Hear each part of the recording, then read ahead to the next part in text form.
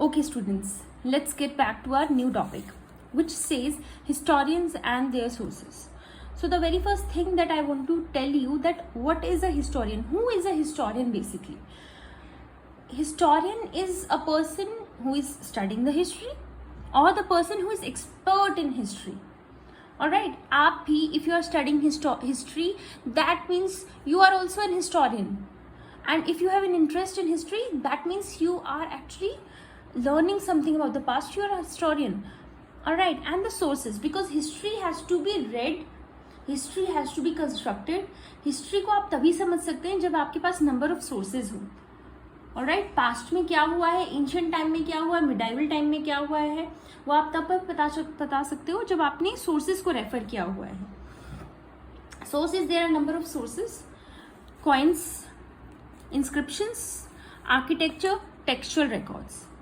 And जब आप अपनी 6th स्टैंडर्ड में रहे होगे, because now you are in 7th standard, जो आप ये वाला अपना बुक पढ़ रहे हैं, when you were in 6th standard तब आपने अपनी एंशिएंट इंडिया को कवर करा था. बट उसमें हमने देखा था कि जो पेजेस हैं, द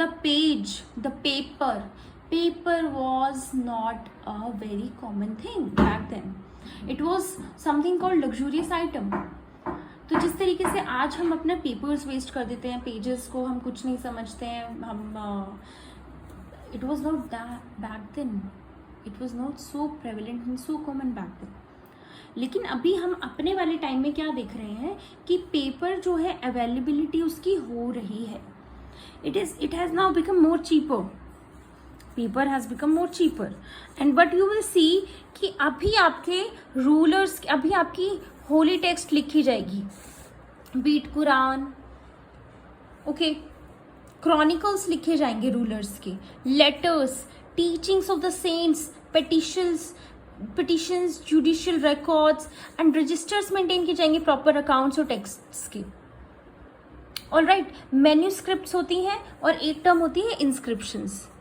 सी, इंस्क्रिप्शंस और मैन्यूस्क्रिप्ट्स में डिफरेंट क्या होता है? जो मैन्यूस्क्रिप्ट होती है वो एक सॉफ्ट चीज़ पे बनी जाती है, B it a leaves, B it a paper. ठीक है, आपका कोई it's not on a hard surface. ठीक है, लेकिन अगर आपका इंस्क्रिप्शन होता है, inscription is basically on a hard surface. Alright, अभी आप देखोगे कि manuscripts were collected by wealthy people, rulers, monasteries and temples, और ये सब चीज़ें आर्काइव्स में रखी जा रही है, लाइब्रेरीज में रखी जा रही हैं. बात आती है आर्काइव्स क्या होती है.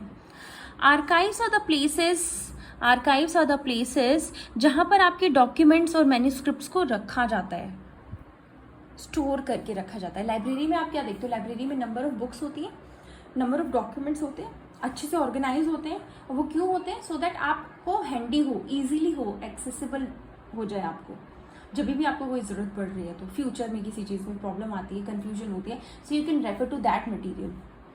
Is that clear? So archive is a place where documents and manuscripts are stored, and today all the national and state governments have archives where they keep all their old officials records and transactions. It's very, very, very, very important. So we must be very much thoughtful about this कि आप अपनी पुराने records को, be it a transaction, be it something which is very useful in any sort of thing, अगर वो हमने बचाकर संभाल कर रखी होती है, that is a basically record. Alright, for instance we all have a habit, हमें हैबिट होती है कि हम अपनी एक स्लैम बुक बनाते हैं जिसमें हम अपने फ्रेंड्स के, अपने टीचर्स के, अपने सबके एक रिकॉर्ड रखते हैं ना, कि 5th क्लास में मैं ऐसा था, मेरे ये फ्रेंड्स थे, बेस्ट फ्रेंड्स, बेस्टीज़ का अपना हमें शौक होता है. So similarly this is the thing, because you are keeping it for a lifetime, and when you'll grow up you'll be like okay, in 6th I had this friend circle, 7th में ये था, and कुछ friends रहेंगे जो मेरे आगे तक जाएंगे. So you see, एक आप अपना एक रिकॉर्ड बना रहे हो, एक रिकॉर्ड बुक रख रहे हो. Similarly archives are the places जहाँ पर डॉक्यूमेंट्स वगैरह रखे जाते हैं.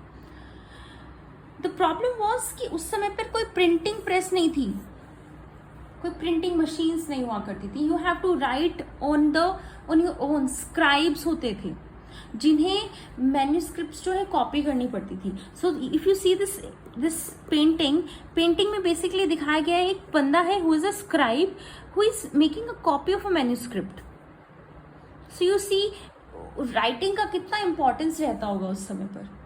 ऑलराइट, सो इसीलिए एक टर्म आती है कैलीग्राफिस्ट.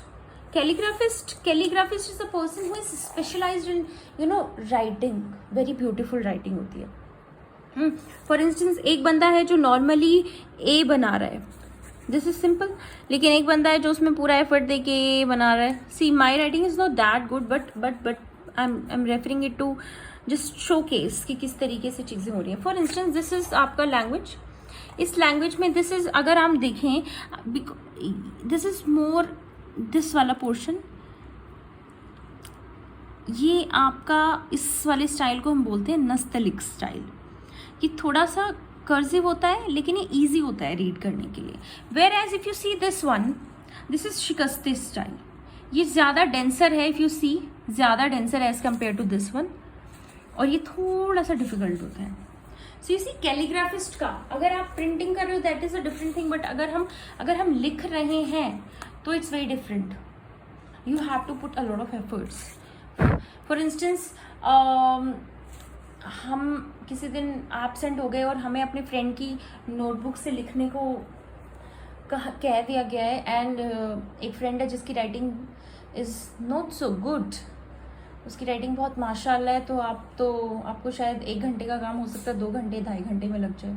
You might take more than the required or stipulated time.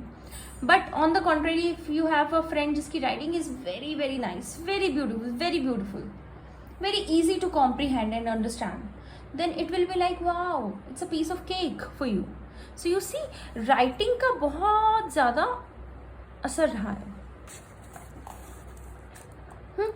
So actually yes, one more thing, there is a person called Ziauddin Barni. He was the 14th century chronicler who wrote his chronicle first in 1356, that means 14th century, and another version 2 years later. The two differ from each other, but historians did not know about the existence of the first version until the 1960s. It remained lost in the large library collection. Ziauddin बर्नी का नाम पता होना चाहिए, और ये भी पता होना चाहिए कि वो 14th century का क्रॉनिकलर है. Means he is writing down the events, और उन्होंने 2 बार ये काम करा है, इन 1356 और उसके बाद 1358 में. एंड 1356 के इवेंट के बारे में जो उसका क्रॉनिकलर था उसका पता ही नहीं चल पाया था हमें, बिकॉज इट लॉस्ट.